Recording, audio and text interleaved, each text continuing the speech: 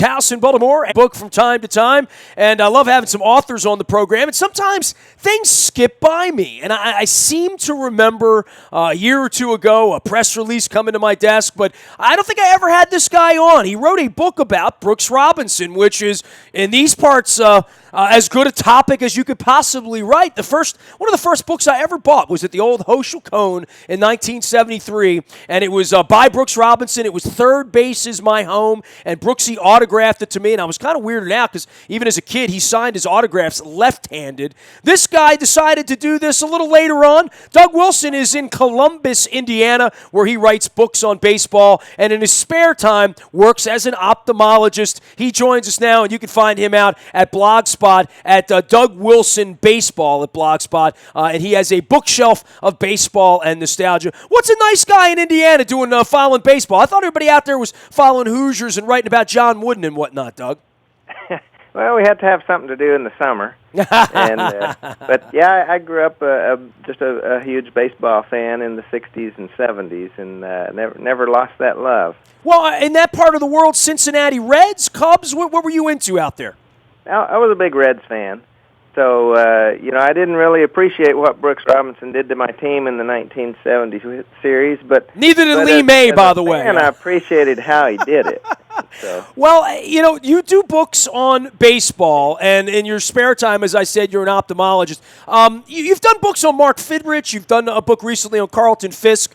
Obviously, a lot of this has to do with my childhood. I was born in 1968, and as you can tell from my last name, my cousin's a Hall of Famer as well. And, all of my lineage, all of my heritage, I've done sports radio for 25 years. I say every friend in the world I've ever had or met began with baseball, and you've written baseball books. Why Brooks? Brooks' story was pretty well told, I think, and certainly in these parts, when people run into him at a Crown gasoline station around here, they feel like he's family, and he's never. I've run into Brooks 20 times on the streets in my life, and I know him. I've also interviewed him 20 times in my life. I've sat next to him on airplanes inadvertently in Chicago. Brooks is one of those guys that everybody feels like they know, right? The part of the problem is too much familiarity. I think people forget two things, really, how good he actually was on the field, and the other thing is just his persona. It's extremely rare for a guy to be as humble and just generally friendly and be a great, iconic sports hero like that. And I felt that the modern generation, that it'd be a shame if they forgot that, and that's why I wanted to bring that back out there. In doing it, who did you talk to? Where did you research? I'm in the midst of doing a project on Peter Angelos and his ownership here over 25 years. We call it the Reign of Terror here, Doug, and I'm calling it the Peter Principles. And I spent many, many late nights working back, and I think the internet has really allowed a lot to come out. I've had men come up to me at the radio station over the years, and I have a stack of these cassette tapes of old interviews with Brooks Robinson from Kurt Gowdy and from Chuck Thompson back in the day, where Brooks would sit with somebody on a tape recorder and do a 15-minute chat. There's tons of that kind of stuff lying around in the archives of many, many libraries, and I think the internet's brought a lot of that to life too. Yeah, that certainly makes the job a lot easier to get the background. But one of the things too that I like to do is go beyond what's in the media, because a lot of people will present a certain image to reporters and things, and you really don't know how a guy is until you go back, and I like to go all the way back to the beginning. I made some contacts and made some friends with a number of guys who grew up with Brooks in Little Rock, Arkansas, and actually flew out there, and they drove me around, showed me their old playgrounds. I sat around table and listen to them trade stories about Brooks in Little League, Brooks in American Legion ball and high school, and that's how you really know how a guy was, where his background was, what he was like growing up, and it's really neat to see, and particularly with Brooks, just see the personality, the athletic ability right from the start.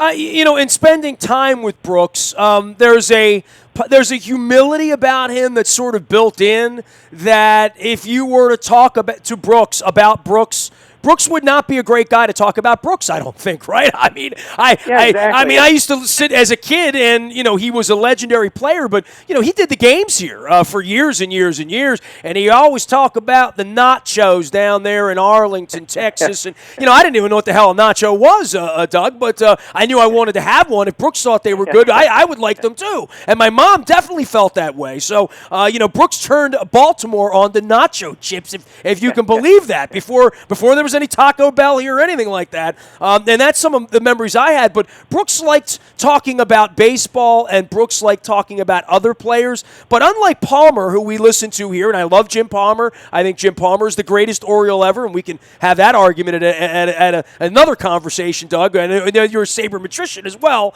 and a historian as well. But, Jim always puts himself. One time I was in Anaheim in '69, and I had Ryan on the other side. And he'll tell those stories. Brooks never did that, and I don't. That wasn't Brooks's way to talk about the way he positioned himself or the way he played the game.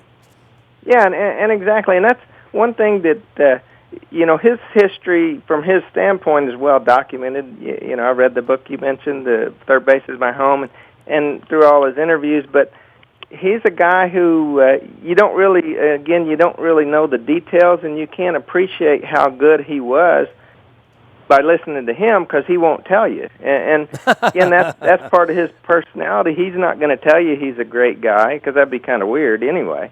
But I'll tell you, I'm a great guy. Talking to other people who played with him and watched him, in doing this, why him? I mean, you've picked a couple of people. I always ask every author, my first question, because I've written 4 books, is, what the heck made you want to do that? At what point did the light really go on and say, all right, I'm going to write this Fidrich book, or this Brooks Robinson, or this Carlton Fisk book? Yeah, again, I like to write about the guys from the era when I was growing up, because that's the era I love. Nothing is ever as good as when you're 12 years old. But I try to pick guys that I feel are icons or had added something to the game that really hadn't been written about a lot. And, of course, Brooks was a guy back in those years, every single All-Star game, 3 or 4 World Series in a 5-year period, all the time in the postseason. He was always there doing something. And, that's what makes me enjoy it. And, of course, with the Fidrich book, that was just a totally unique, fun episode in baseball. You just don't want those things to be lost to history. And what a sad ending for him, right? I mean, and he was a guy that brought such joy to the game. And, we talk about bat flips and Joey Batista and, the way the game is played in the Caribbean versus the way the game is played in America. Fidrich talking to the baseball and Hal Rabowski. That was part of my childhood that made the game attractive to me. Yeah, of course. Well, more attractive than, let's say, Reggie Jackson did at that point, So we're on the line with Doug Wilson. He's out in Indiana. He is an author of all things baseball, also a sabermetrician guy. You can find him out on Blogspot at Doug Wilson Baseball. The book is the biography of Brooks Robinson. You did a Fisk book last year. Tell me a little bit about Pudge. He's a bit of a legend up in my wife's homeland of New Hampshire. Yeah, and, he's a classic New England guy. And, his story was really good that he grew up in New England, a tiny town in New Hampshire, really unlikely for a baseball player to come out of a small place like that.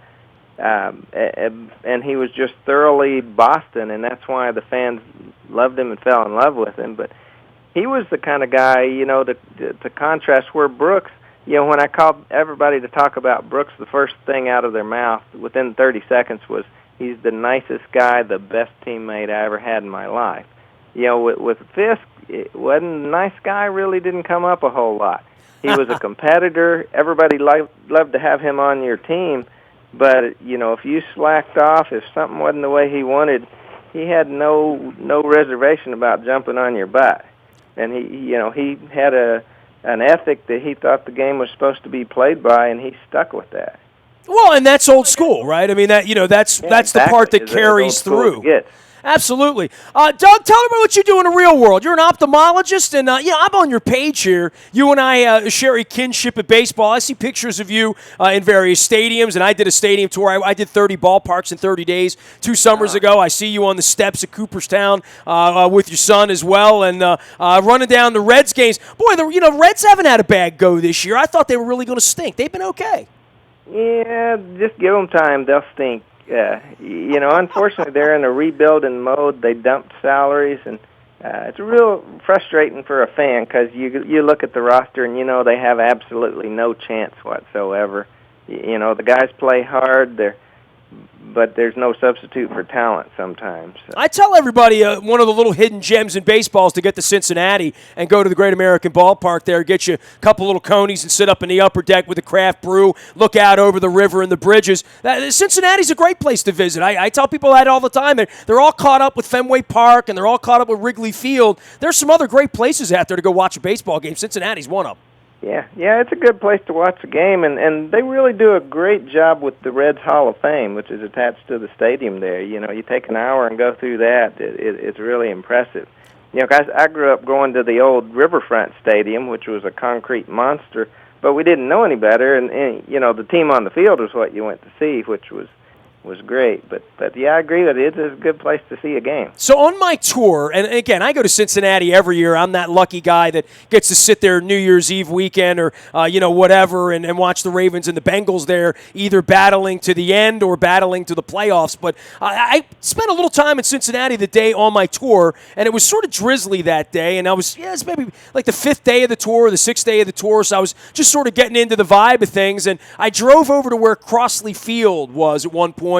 And I've seen so much, the colorization of the Ken Burns baseball series and the old MLB films and stuff like that, and what right field looked like there, and the signs on the outfield wall, and Frank Robinson and Klaczewski and all that stuff. I still could not find the home plate thing. It's a bit of a industrial park now. There's trucks and there's alleyways, but I could not find any demarcation of where the field used to be. Yeah, and that's a shame. Like you said, just sort of the urban sprawl sort of swallowed it up. There were some guys who took a lot of parts of the old field and actually rebuilt an exact replica of Crosley Field about 20, 30 miles north of there. And they, host tournaments and things like that. It's a great place. I did not know that. Now, you see, you're giving me some information. This is why I bring guys like you on. I'm gonna have to Google that. What town is that in?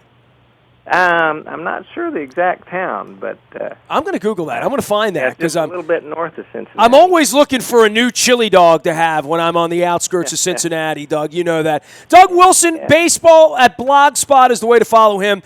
He wrote a biography of Brooks Robinson as well as Carlton Fisk and Mark Fidrich, and you can find him out on the internet. Thanks for visiting with us, Doug, man. Nice to have you by, man.